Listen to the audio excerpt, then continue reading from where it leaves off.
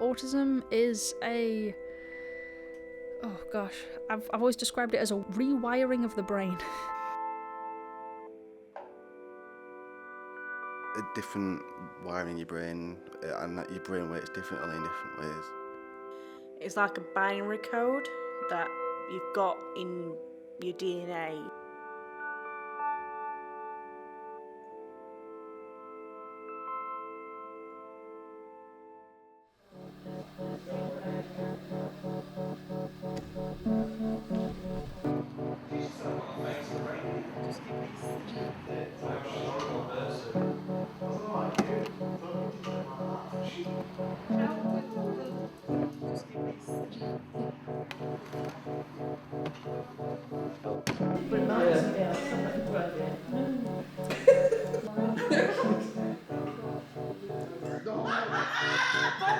Like, it's like you've got a thing in your head that's wrong, and you know what the right one's supposed to be, but you can't make it right. Your autism is how you see the world. The one thing I want people to know about autism is that it cannot be cured. Yes, it is a disability. Although it's a disability, it is not the end of the world. You know, you can still carry on with your life, you can still find joy. Yeah, things will be slightly more challenging, but being diagnosed doesn't mean that life has become more challenging.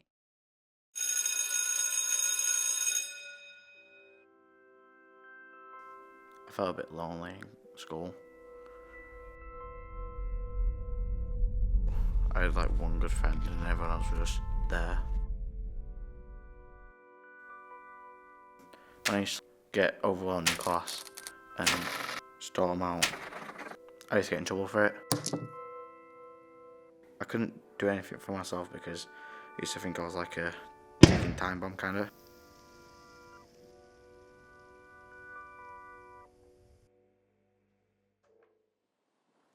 When I have a meltdown, it's sort of like I tend to come out of anger, and it's not malicious, it's just sort of like, it's just, I can't help it, basically.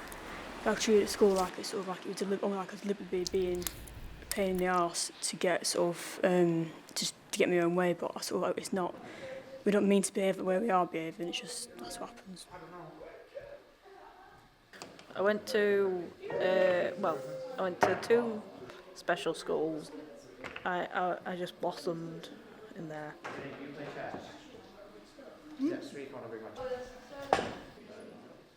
I would say the label has been a bit of a godsend, actually. You know, I can explain to people that I need a strict routine, and that's not me being fussy, that's my biological imperative. There were a few moments in my life where I would pretty much hate myself for having autism.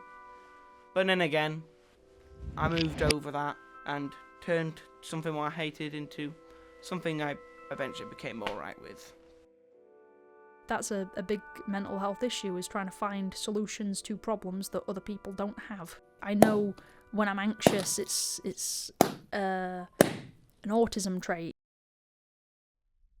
So I've got anxiety, OCD, depression, autism, various other problems, and they all make each other worse, really. So sort of negatively affects it again. This sort of group makes it better. Like, this sort of environment makes me feel it's not actually that bad. So I think in some ways it has helped me, because obviously I wouldn't have found this group, I wouldn't have found these people if I wasn't autistic. I really love the Chant and Chill. Oh boy, did it. It did me the world. So I was 14 when I was diagnosed, and I was struggling at school, and it changed my life. It was my first long-term boyfriend. I met him here. My biggest social circle of friends, my ability to communicate with people on my level was all here.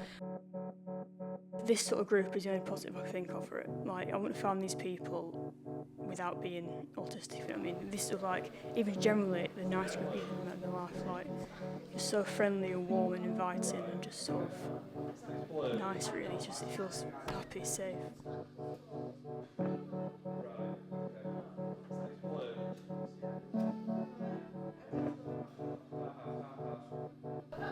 It's a space where they can just be themselves.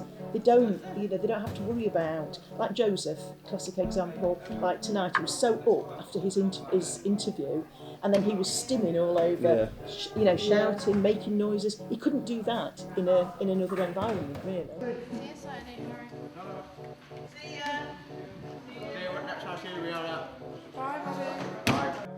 It's young person centred rather than staff saying that this is actually what support they need because this is what we've read.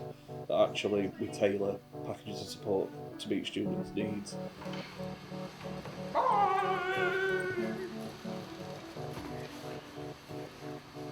Group, and over the years that I've worked here, we've seen them flourish and develop friendships with peers in the group, and then that leads to them socialising outside the group and doing residentials, and it's just seeing them grow is just like amazing. And if we didn't have groups like this for them to come and develop the social skills and create friendships, they wouldn't get that opportunity otherwise.